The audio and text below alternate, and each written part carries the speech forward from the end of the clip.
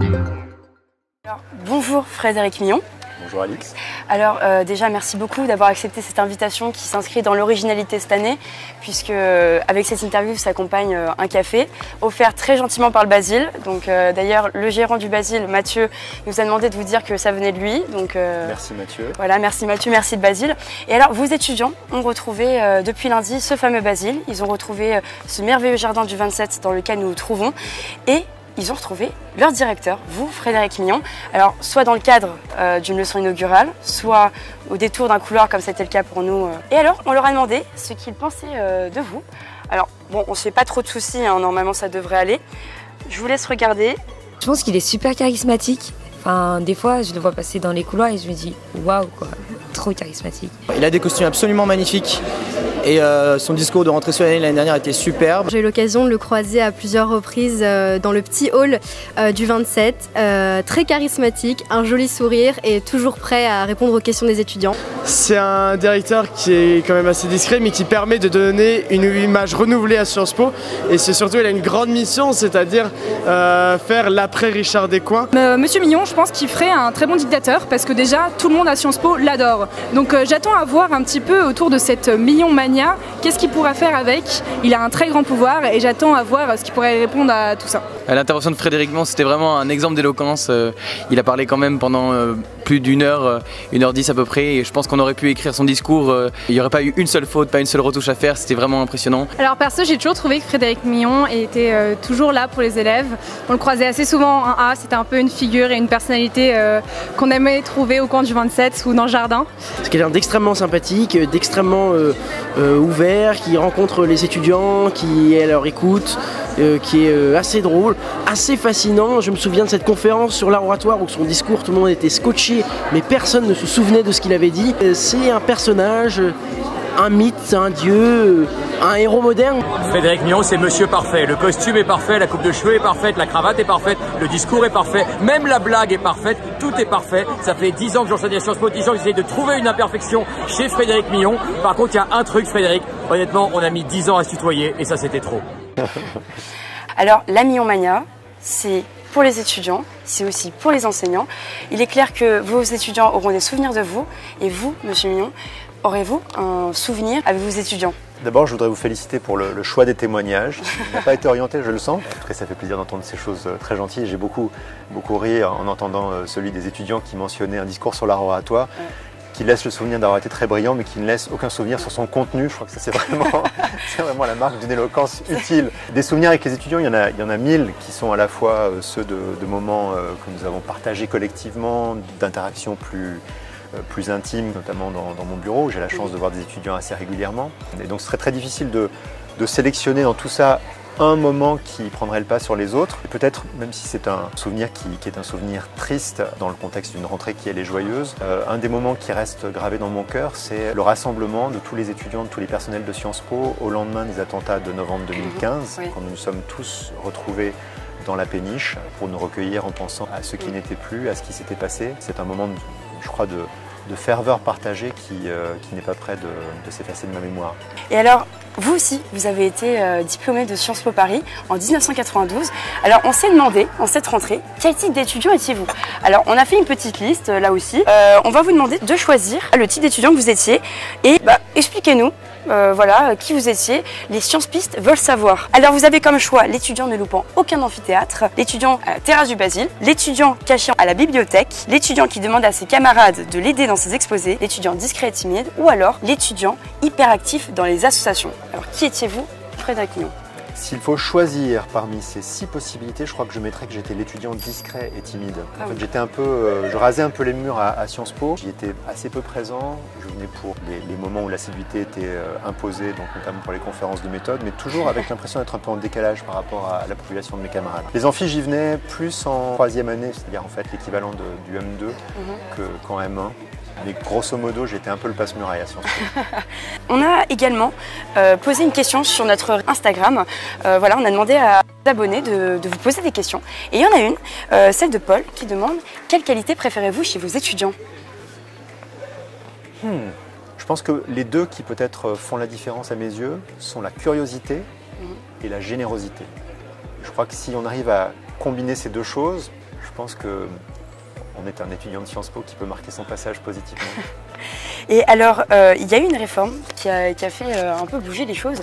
Le 26 juin dernier, vous avez fait une annonce qui a bien sûr fait une onde de choc dans les médias et a aussi fait réagir vos étudiants. Vous avez décidé de supprimer les écrits du concours d'entrée au collège universitaire de Sciences Po. Donc voilà ce que pensent les étudiants de la réforme. Je trouve que c'est une bonne chose parce que quand on voit le système en Grande-Bretagne, à LSI, c'est des profils très similaires à ceux de Sciences Po qui sont sélectionnés et il n'y a absolument aucune formalité, aucun concours écrit. C'est purement sur dossier et avec bien sûr des critères, etc. et une lettre de motivation extrêmement détaillée et qui compte beaucoup. Mais là-bas, les profils, quand j'y avais été, les profils étaient les mêmes qu'à Sciences Po et ça prouve qu'on peut très bien recruter des très bons profils, toujours avec une excellence académique, sans passer par un concours écrit qui a montré certes ses qualités, mais surtout récemment ses défauts. Je pense que tout le monde est perdu, les lycéens sont perdus, les lycées sont perdus et Sciences Po aussi s'est un peu perdu dans cette réforme du collège universitaire. Alors quand j'ai vu la réforme du concours d'entrée au collège universitaire de Sciences Po, tout d'abord j'étais très agréablement surpris parce que je me suis tout à fait reconnu en fait dans cette réforme. C'est-à-dire moi je fais partie des élèves qui ont eu la chance d'avoir été exemptés des épreuves écrites et je pense que c'est véritablement grâce à cette exemption que j'ai pu avoir Sciences Po. Je viens d'une petite ville, Montluçon, au centre de l'Auvergne, où pour avoir une prépa, il faut faire beaucoup de chemin, donc sinon débourser une grande somme d'argent. Aujourd'hui, on supprime un concours qui certes est très élitiste, mais qui à la fois est une marque de fabrique de l'école et qui attire beaucoup d'étudiants et qui d'autre part aussi repose sur des critères objectifs de notation, alors qu'à l'oral, il peut y avoir plus de facteurs sociaux qui vont être mis en valeur. Je pense que c'est un pas de plus pour une diversité sociale et ethnique au sein de Sciences Po. Pour moi, le grand événement de ma terminale, c'était un peu le concours de Sciences Po, donc c'est vrai que c'est aussi un peu étonnant de s'imaginer une sélection à Sciences Po sans ce concours. Mais bon, j'attends de voir les nouvelles promotions pour voir un peu comment elles sont et j'ai pas forcément d'avis négatif non plus dessus au premier abord. Alors voilà leur réaction. Que pouvez leur répondre? Parce que j'imagine que depuis juin, ça a dû encore mûrir cette réforme. On en est et pouvez-vous nous éclairer dessus, s'il vous plaît? La première chose qui me réjouit, c'est que cette question est manifestement très sensible au cœur de nos étudiantes et de nos étudiants. Et je pense qu'elle l'est à juste raison parce que je suis de plus en plus convaincu, c'était une conviction qui était acquise pour moi quand je suis arrivé ici, mais elle a grandi au fil du temps, que ce qui, à titre principal, fait l'excellence d'une institution comme la nôtre, c'est notre capacité à attirer des profils d'étudiantes et d'étudiants qui soient eux-mêmes des profils excellents. Excellents dans leur diversité, et c'est la combinaison des deux qui tire Sciences Po collectivement vers le haut. Alors, on a entendu s'exprimer des points de vue qui sont un peu différents les uns des autres, parfois complémentaires, avec une idée que je retiens qui est qu'au fond, on n'informe jamais assez sur ce qu'on fait dans ces matières. Ce qui m'a frappé au moment où la réforme a été adoptée par notamment le conseil de l'Institut, c'est qu'il y a eu une très forte majorité étudiante au soutien de ce projet, avec des opposants, et c'est naturel qu'il y en ait, mais en toute petite minorité, surtout si on compare un peu ce qu'avaient été les débats il y a maintenant 20 ans lorsqu'on a, par exemple, créé les conventions d'éducation prioritaire. Mais je pense que si on prend le temps d'y réfléchir collectivement, dans ce que j'entends là, dans ce que nous avons voulu faire, je vois une grande convergence de buts et d'ambition qui est de nous assurer que nous avons pour entrer à Sciences Po une procédure qui soit peut-être plus simple que l'amoncellement de procédures diverses actuelles, qui soit aussi plus équitable, c'est-à-dire qui fasse en sorte que chacune et chacun de nos étudiants puisse y trouver son compte, quelle que soit la zone du territoire ou du monde dont il est issu, quelle que soit la situation de fortune de sa famille aussi, et qui, pour ce motif-là, sera aussi plus efficace pour nous permettre de vraiment attirer les talents dont demain aura besoin. Donc, dans ce que j'entends là, j'entends plutôt des motifs d'espérer que nous sommes tous en phase les uns avec les autres. Après, celles et ceux qui disent qu'on verra à l'usage ont parfaitement raison. Une réforme, elle ne vaut jamais par elle-même. Elle vaut par les résultats qu'elle produit, par les conséquences qu'elle entraîne, par le fruit qu'elle porte. Et donc ça, nous pourrons en juger dans quelques années. Mais je pense quand même que nous sommes dans le juste.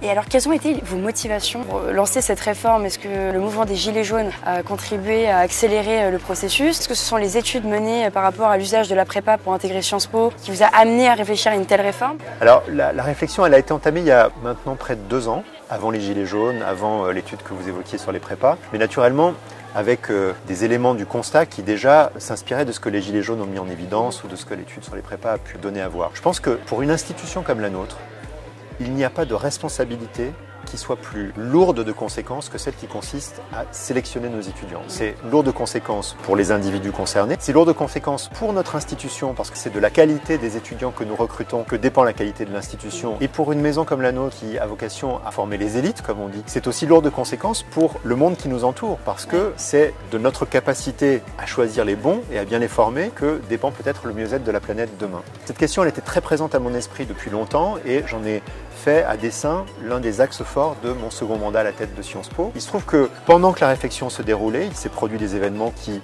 ont donné un coup de projecteur sur un certain nombre des constats que nous faisions sur le fait que les élites sont perçues comme trop différentes sociologiquement, socio-économiquement des réalités de la France. Mais ça appelle beaucoup de réflexions sur la question de la sélection. Et le sujet des prépas, il est tout à fait exemplaire d'un phénomène que nous observons, qui est le fait que lorsque des modalités de sélection sont en place depuis trop longtemps, lorsqu'elles ont tendance à se fossiliser, insensiblement, ces procédures favorisent les classes sociales les plus favorisées au détriment des autres. Donc nous sommes tenus de réinventer régulièrement nos dispositifs. Totalement, parce qu'une étude a été menée par des étudiants du campus de Paris, qui sont maintenant en deuxième année. Est-ce qu'on vous a envoyé ce formulaire avec tous les résultats? Nous avons reçu l'étude, nous l'avons dépouillée et examinée, elle est très parlante et très illustrative. Les cours de sociologie ont été très utiles en première année. Comme quoi, les cours de Sciences Po, ça sert très vite ça en fait sert dans très la vie. Vite, voilà, totalement. Et l'étude, elle dit des choses que nous savions un peu, mais elle les matérialise de façon beaucoup plus visible encore. Je ne suis pas naïf, je n'ai pas l'illusion qu'en changeant nos procédures, nous allons tuer les prépas, parce que les prépas, elles ont un génie qui est de se réinventer là où on croit avoir pu supprimer leur business. Ce que je veux, c'est que demain, le fait de pouvoir ou non s'offrir une prépa ne soit plus un élément dirimant pour pouvoir accéder à Sciences Po. Mais je veux que la prépa ne soit pas considérée comme un sine qua non pour pouvoir intégrer notre maison. Pour apporter de la précision, l'étude menée par ces étudiants, c'est près de quand même 757 réponses collectées à travers tous les campus délocalisés. La réponse, elle est ultime. L'usage de la prépa est massif pour préparer le concours de Sciences Po. 52% des étudiants l'ont utilisée, 81% d'entre eux ont considéré qu'elle a été essentielle pour leur admission. Alors, est-ce que suite à cette annonce de la réforme, des prépas vous ont contacté en vous disant « Frédéric, c'est pas sympa, t'as tout détruit ». Alors les prépas, elles nous parlent assez peu. En fait, les prépas, elles préfèrent se développer dans l'ombre sans que nous sachions exactement ce qu'elles mijotent. J'ai juste vu, c'était assez amusant du reste, une interview d'un directeur de prépa qui disait en gros « Haha, à Sciences Po, ils ont cru pouvoir nous faire du mal en supprimant l'écrit, mais on est plus malin qu'eux, on va se réinventer, on va se positionner sur l'accompagnement des années du lycée. » Donc ça illustre ce que je disais tout à l'heure sur la capacité des prépas à chercher à déjouer nos pièges. Mais en réalité, on n'est pas dans un face-à-face où on chercherait à se faire du tort mutuellement. On est dans une réflexion qui a vocation à essayer de rendre la prépa plus anecdotique dans la préparation de nos candidats. Ma conviction, c'est que ce que nous faisons là, en tout cas, fera de la prépa un élément beaucoup moins déterminant de la capacité des étudiants à entrer à Sciences Po. Une autre réforme a fait beaucoup de bruit, c'est la réforme de l'ENA. Sachant que Sciences Po est une école qui quand même est connue et réputée pour son excellente préparation au concours de l'ENA, et vous sachant aussi très proche d'Édouard Philippe, le Premier ministre, est-ce que vous avez été approché par le gouvernement dans la préparation de cette réforme? Alors la réforme, elle n'est pas du tout encore dessinée. Ce que le gouvernement a fait, c'est qu'il a désigné une personnalité, Frédéric Thiriet, pour réfléchir à la question du recrutement dans la haute fonction publique, pour réfléchir à la question de la formation des hauts fonctionnaires, etc. etc. J'ai été à plusieurs reprises en contact avec Frédéric Thiriet pour discuter de ses premières idées, pour partager avec lui quelques constats, parce qu'il a bien conscience que nous occupons en effet une place singulière pour la préparation de celles et de ceux qui souhaitent accéder au métier de la haute administration. Donc c'est une réforme que nous suivons de près, parce que effectivement nous considérons que c'est un sujet essentiel que de savoir comment sont recrutés et formés celles et ceux qui se destinent à ce type de responsabilité. Notre conviction, c'est que demain, nous resterons un lieu fondamental pour cela, parce que nous avons la chance d'avoir dans notre école d'affaires publiques des étudiants de très grande valeur qui sont engagés. Nous allons tout faire pour les accompagner dans les mois qui viennent, mais pour l'instant, nous sommes dans l'expectative. Parce que justement, les masters en affaires publiques qui très certainement se destinaient, pour certains en tout cas, à passer le concours, voire même, on l'espère pour eux, le réussir, quelle est l'alternative pour eux? Pour l'instant, ils n'ont pas à chercher une alternative parce que les concours pour les sans doute 2 ou 3 années qui viennent demeureront inchangés. Et ma conviction, c'est que lorsque les concours changeront, il y aura toujours des procédures sélectives pour entrer dans la haute fonction publique. C'est une évidence. Et nous aurons vocation à adapter notre préparation aux modalités nouvelles de sélection que le gouvernement mettra en place. Donc à ceux qui sont à l'heure actuelle engagés en prépa, je dis ne lâchez pas le morceau, bossez parce que c'est difficile et qu'il faut s'accrocher. En pratique d'ailleurs, ceux qui passent l'ENA passent les épreuves cette semaine, comme vous le savez sans doute, mais nous préparons à beaucoup d'autres concours que l'ENA, en tout 14 ou 15 concours administratifs différents, plus les ANM, plus les commissaires de police. Donc il y a beaucoup de manières d'intégrer le service de l'État. Et alors le 9 juillet dernier, vous avez posé la première pierre de l'artillerie avec à vos côtés la maire de Paris, Anne Hidalgo. Alors j'imagine qu'on reste toujours sur 2022 pour l'ouverture de l'artillerie. C'est 2021. 2021. C'est la rentrée 2021 qui va marquer notre installation dans les murs. Donc vous serez encore étudiante à Sciences Po et je m'en réjouis pour vous. Ce que nous avons fait le 9 juillet, c'est en effet fêter ensemble ce moment symbolique qui est celui où on se dit ça y est, les travaux ont démarré. En pratique, les travaux ont commencé plus tôt, ils ont commencé au mois de mars et les équipes qui s'occupent du chantier font le nécessaire pour que le calendrier très serré soit tenu et pour que nous mettions à la disposition de nos étudiants à cette rentrée 2021 des équipements qui vont, je crois, profondément bouleverser leur vie à Sciences Po. Parce que là, je vais parler sûrement au nom de nombreux étudiants du campus de Paris. Est-ce que cette artillerie nous garantira une bibliothèque où tout le monde aura de la place ? En tout cas, une bibliothèque dans laquelle beaucoup plus de gens auront de la place qu'aujourd'hui. Et surtout, c'est un campus qui a été beaucoup pensé autour des besoins de nos étudiants en termes d'espaces de travail, qui ne sont pas nécessairement toujours des espaces de bibliothèque au sens où on l'entend d'ordinaire, parce qu'on n'a pas toujours besoin, là où on s'installe pour travailler, d'avoir un accès direct à la ressource documentaire, même si c'est souvent le cas. Et donc ce que nous avons essayé de penser, c'est un continuum d'espace, depuis une bibliothèque en bonne et due forme, jusqu'à des lieux dans lesquels on peut travailler de manière plus décontractée, en faisant parfois un petit peu plus de bruit, en groupe plus important, et qui sont même des lieux d'usage mixte, cafétéria qui sert aussi à travailler, etc. etc. J'espère donc en 2021 voir moins de nos étudiants installés par terre dans les couloirs ou au Basile, près d'une prise de courant pour réussir à trouver un lieu de concentration entre deux cours. Et en attendant l'ouverture de l'artillerie, vous développez les campus délocalisés, en particulier celui de Reims, qui cette année accueille plus de 1000 étudiants. Mais qu'en est-il des autres campus ? Alors le campus de Reims, il accueille près de 1600 étudiants. Je le c'est redis parce que ça n'était pas clair. Il accueille près de 1600 étudiants, c'est-à-dire qu'il a atteint sa quasiment pleine capacité. Les autres campus en région ont des capacités de développement qui sont moindres parce que les locaux qu'ils occupent sont moins vastes que ceux de Reims, mais ils connaissent des petites progressions. C'est le cas notamment du campus de Poitiers qui s'est installé l'an dernier dans un nouvel espace qui permettait d'avoir une croissance de la population étudiante. Ce sera un tout petit peu le cas à Dijon qui va connaître des petits travaux d'extension. C'est un petit peu le cas à Nancy.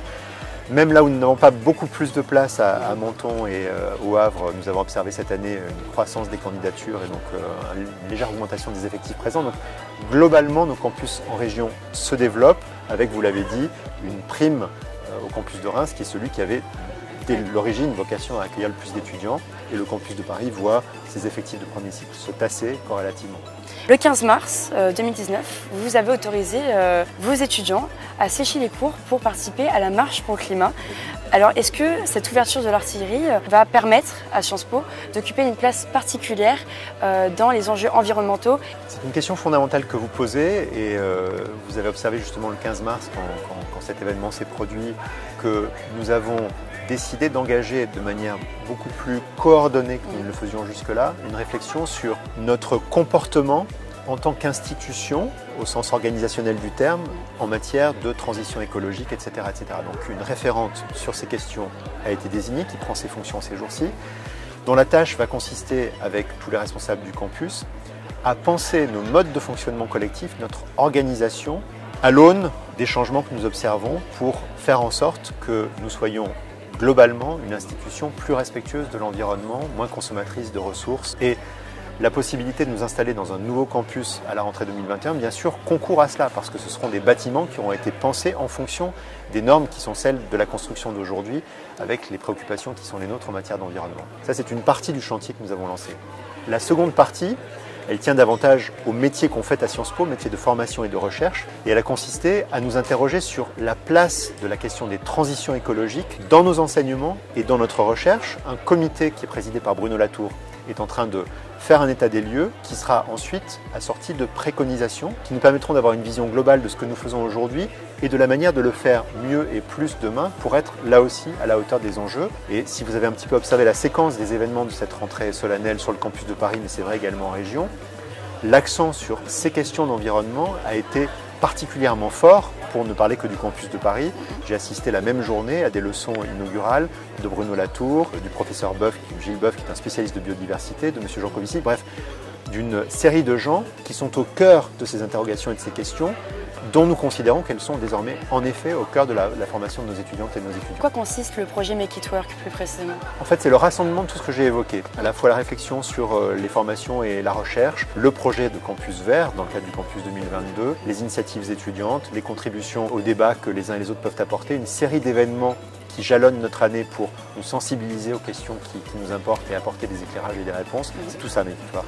Une dernière question pour clôturer cette interview. Y aurait-il d'autres réformes qui pourraient nous surprendre cette année? Par exemple, y aurait-il une réforme sur des masters qui deviendraient tous sélectifs quand bien même nous venons du collège universitaire de Sciences Po? Il n'y est absolument question pour personne d'introduire une sélection pour les élèves issus du collège universitaire à l'entrée en master. En dehors des sélections qui existent de facto déjà, il y en a une en fait à titre principal qui est pour l'école de journalisme, qui peut-être vous intéresse, j'en suis désolé pour vous. Ça ne changera pas. En revanche, pour toutes nos autres écoles, l'idée c'est comme aujourd'hui d'offrir des outils qui soient un peu une aide active à l'orientation pour nos étudiants et nos étudiantes, mais sans créer de barrières sélectives pour ceux qui sont issus des bachelors. Une petite question bonus. Sur Facebook, nous avons posté une photo de vous qui d'ailleurs a suscité beaucoup de likes et de réactions. Et on leur a pareil demandé si vous avez une question à vous poser. Et on a Paul Ewan qui nous a posé comme question: est-ce que ça serait possible de mettre de côté votre costume 3 pièces si nous gagnons le CRIT encore une fois cette année pour la 9e fois? Si je porte autre chose qu'un costume, je dois porter quoi? On peut aviser avec les étudiants, une tenue de l'AS. Ça, je pense que c'est de l'ordre du faisable. C'est de l'ordre du... Mais j'espère que ce sera une motivation suffisante pour que l'AS aille chercher une nouvelle victoire au CRIT. Et qui ramène l'amphore à la maison, comme on pourrait dire. En tout cas, voilà, merci beaucoup Frédéric Mignon d'avoir répondu à mes questions. Merci beaucoup à toutes les personnes qui ont permis de rendre possible cette interview. On se retrouve très vite sur de prochaines vidéos. Salut, à plus. Je vais vous donner un scoop, Alix. Un scoop, une exclusivité. Un scoop qui vaut pour aujourd'hui et qui donc, hélas, le jour de la diffusion du reportage sera périmé. Aujourd'hui, Alix, c'est mon anniversaire. Oh, nous souhaitons un joyeux anniversaire à Frédéric Mignon. Ouais, on vous a accueilli comme il se devait. Avec un café du Basile. Oui, un café du Basile, il manque juste la bougie. Joyeux anniversaire, monsieur Mignon. Merci.